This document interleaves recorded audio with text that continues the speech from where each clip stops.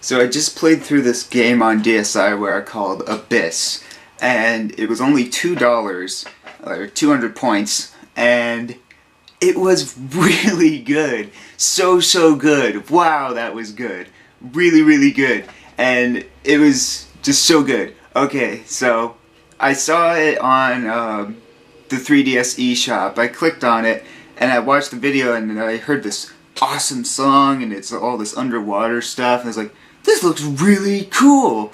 And so I had to wait until the next day, because this was like 12 midnight when I found this, and like, oh man, I gotta wait till tomorrow to get this. So I go to the Shoppers Drug Mart, get Nintendo point cards, they still sell them there, and I get it on my DSi, and sure enough, it was so freaking good! Oh my god, it was so good. I haven't felt, I've just been, there's been so few game releases lately that I give a care about, and it was just so nice to finally play something cool that was really good. And I like how it was super short, and like it was so good because of that. Okay, so it was 200 points, so super cheap, had pretty good production values. Like the graphics were pretty decent for like they looked good for like a 200 point game. Sure, they looked great.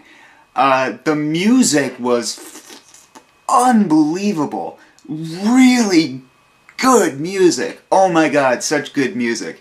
It was like, I totally want that on like my MP3 player. I want like one of those extended videos that plays the song for like 10 hours. They are so good. Oh my god, so good. Like think of Aquatic Ambience, Donkey Kong Country, like that kind of thing, but mixed with a bit of a beat to it. It was so good. They had like 3 songs in the whole game, but they were all fantastic, and just when you were kind of getting sick of one of them, it'd switch to a different one. Like each level has its own song, and it doesn't change the song for that level each time. It's always that song for that level. And that was good. Like there's so much about this game that's just subtle game design that's so good. Oh, I know, I'm just too excited about this. Okay, so basically, I guess how the game plays is, well, here, maybe I should just show it to you. That might be easiest, really, because I really can't explain a game too well. It's not that easy to do. Okay, so let's go to the Abyss, and I'll show you a little bit of it. Okay, here we go. It's kind of, in a way, a bit of an artsy-fartsy game, to be honest. I don't know, maybe if you don't like that kind of thing, you might not like it, but it's just, wow, this game was so good. I'm not really getting all my thoughts across because I'm sort of playing the game a bit. So basically, you gotta collect 6 of these things. Oh, and yeah, you can't touch the walls or else you die. And it's just, you know, D-pad to move, your angle, and A or basically any other button to move forward. And you just gotta be careful not to hit the walls. And when you get 5 of these, he says, just one more. And then when you get the 6, he says, go find the exit. So, yeah, you gotta get 6 of these things in each level, and then get to the exit. And I'm talking over this music, but this music, here, let me just let you hear the music for a bit. It's really a lot better with headphones, though, to be honest.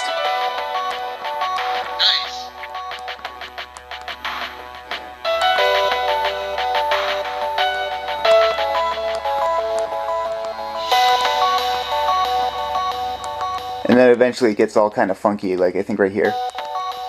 Just one left. Just one left.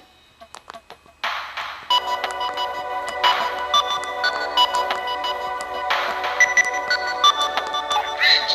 Now find exit.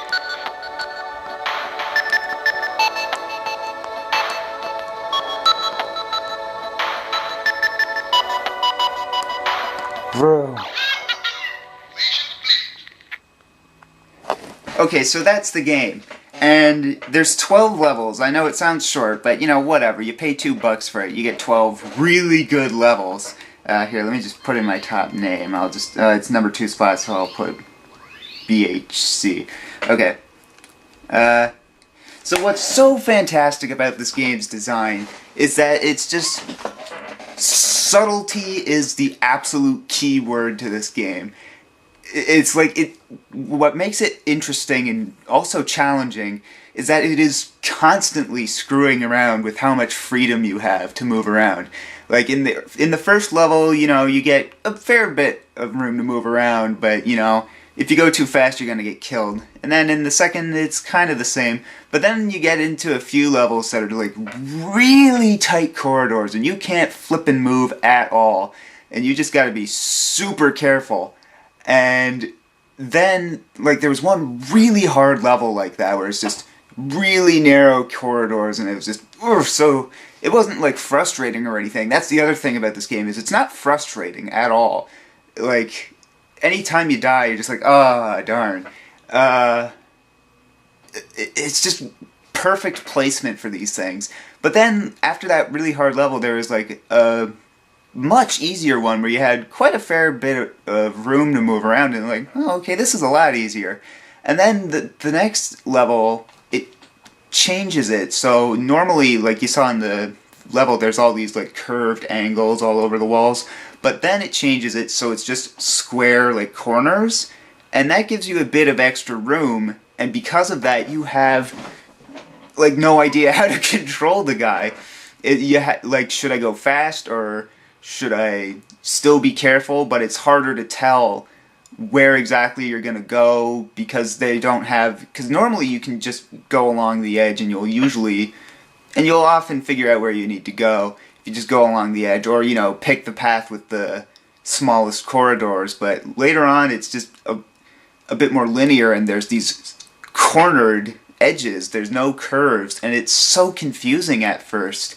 It's like, what do I do? And I died so many times trying to get used to it. So in that level, you basically have to take it really slow. And then again, in like the very next level, it's like, oh, you have all this room now. You can go nuts, and you can just go as fast as you want. And then in the next couple of levels, it's like, oh no, you don't. You got to slow down a bit. It's like, so it's just constantly screwing around with your brain as to how fast you can move, and that's what constantly kills you. And it was really fun. I actually highly suggest you play it all in one sitting. That's what I did. I played it all in one sitting, and it's pretty short. You can do it in about an hour and a half or so, maybe even less, depending on how good you are at this kind of thing. But I really suggest you do it in one sitting, because then you'll notice all of the subtleties about how great it transitions from each level. Is like, okay, here's this level's gimmick. This level's gimmick is you can move this speed. This is this level's gimmick. Its gimmick is you can move at this amount of speed. There are also a couple of little gimmicks. Like later on, they add some moving things that can kill you, and those can be. And I was worried too, because I was really enjoying it. It's like, oh, there's going to be some really dickishly placed object that you're gonna like, oh, you had no idea that was coming. But no, there was never that case, where it was always, you could kind of predict what was gonna happen, and most of the times it would actually happen. So if you're smart to that kind of thing, then it's really not that there's really no mean placed objects. Like, there was nothing that I had no idea that it could have been there. Like, there was a couple of times where I'm like, okay, there's probably going to be something there, and I prepared for it, and there was something there. So I guess if you weren't thinking hard enough about it, like, okay, I know there's going to be something there. Maybe you might think there was something dickishly placed, but I didn't really encounter that. So it was just... And, like, I saw a review for this as, like, you know, they gotta add their stupid game journalism puns in there. So it's like, this game is a great undersea adventure, but it lacks depth. Har har har. This thing lacks... like, the last thing this game lacks is depth. There's so much... just little depth to it that, like, you gotta kind of appreciate the game as... from a game design standpoint. It is fun to play, and like when you beat it a level, you're like, yes! Especially some of those harder ones where it's like, oh, I don't think I'm gonna do it. I'm gonna do it. I don't think I'm gonna do it. And then when he says, great, now go to the exit. You're like, oh god, oh god. And it was also, like, this, I think I just really like underwater games, too, because this is one of those things where it's, like, very atmospheric and kind of ambience, and it's very much a experience, if you want to call it that. But what was cool is, like, I noticed in some of the later levels, the really tight corridors, I was, like, kind of holding my breath, and, like, and then when I got to the exit, I'm like, oh, and it's like, oh, I wonder if that was intentional, like, you know, if you're underwater, you're holding your breath. I don't know, maybe I'm looking too deep into it, but I kind of was doing that, so it was kind of neat. It's like, you know, this is where the more pretentious game journalist will say, like, oh, it is symbolic to real life where you are holding your breath much like you need air and all that crap. I don't know. Game journalism tends to have a lot of that stuff where they try to make it sound more deep than it really is. I just did a pun. But no, it was just something I noticed. Is like, yeah, that was kind of like being underwater and just sort of holding my breath. So that was cool. Like, so if you can appreciate, like, if you can appreciate good game design, if you're the kind of person that looks for good game design in a game, definitely download Abyss on DSiWare or the eShop on your 3DS. It was really fantastic. I don't know. I mean, I've never had an iPhone, so I don't know. $2 might seem a bit much to some of these iPhone people. For me, I gladly would have paid even $5 for that. It was so good.